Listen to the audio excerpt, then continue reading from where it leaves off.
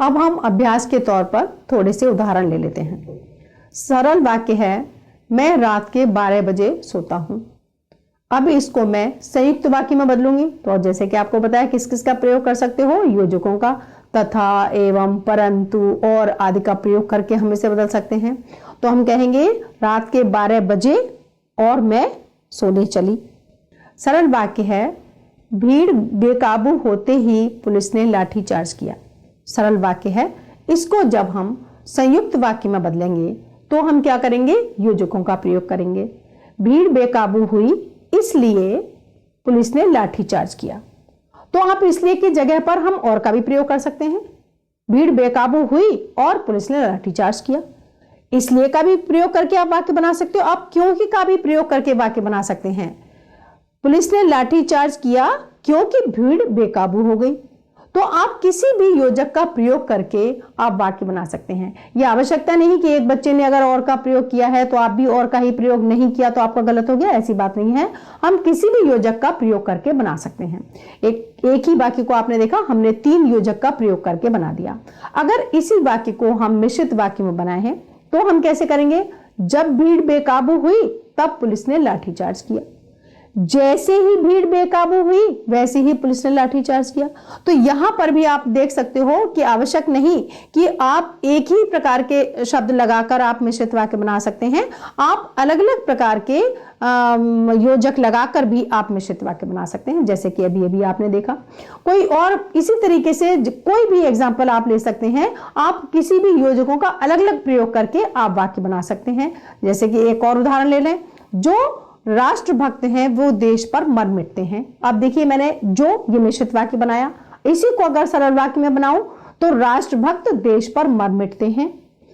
इसी को अगर हम मिश्रित वाक्य में बनाए, जैसे कि भी आपने जो बनाया, इसको हम इस तरीके से भी बना सकते हैं कि जो देशभक्त हैं वो राष्ट्र पर मर मिटते हैं, या देश पर मर मिटने वाले देशभक्त होते हैं। उसी को जिस तरीके से आपने पीछे वाला जो भाग था उसको हम प्रधान में ले आए, इस तरीके से आपने सरल वाक्य बनाया। उसी वाक्य को आप मिश्रित वाक्य इस तरीके से भी बना सकते हैं कि जो देश पर मर मिटता है वह सच्चा राष्ट्रभक्त होता है।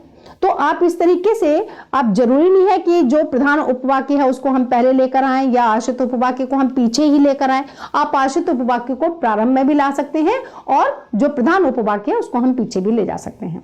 तो आप किसी भी तरीके से वाक्य बना सकते हैं। सरल वाक्य को मिश्रित वाक्य में और मिश्रित वाक्य को संयुक्त वाक्य में। संयुक्त वाक्य से जब आपने सरल वाक्य बनाना है तो बहुत सरल बात है, हम क्या करेंगे, योजक बीच में से हटाएंगे और प्रधान क्रिया के साथ उस वाक्य को मिला देंगे। जैसे कि जो परिश्रमी होता है वो क्या करता है, हमेशा सफलता प्राप्त करता है। अब इसको सरल वाक्य में मैं बनाऊं तो परिश्रमी व्यक्ति सफलता प्राप्त करता है। आप दोनों को मिलाकर के किस तरीके से आप सरल वाक्य को बना सकते हैं, तो ये हम अधिक से अधिक अभ्यास करेंगे, उसी के आधार पर हम आगे बढ़ते जाएंगे, क्योंकि इन वाक्यों को बदलते समय हमें अधिक अभ्यास की आवश्यकता है। वाक्यों का पुनरावलोकन एक बार फिर से कर लेते हैं। ध्यान रखिए, सरल वाक्य को जब संयुक्त वाक्य में बनाना है तो हमने योजकों का प्रयोग करना है। योजक का प्रयोग करेंगे, आप अलग अलग योजकों का भी प्रयोग कर सकते हैं। जैसे कथा समाप्त होते ही प्रसाद वितरित किया गया, कैसा वाक्य है, सरल वाक्य है। अगर इसको हम संयुक्त वाक्य में बदलते हैं तो कथा समाप्त हुई और प्रसाद वितरित किया गया। अब दूसरा हम ले लें, कथा समाप्त हुई इसलिए प्रसाद वितरित किया गया।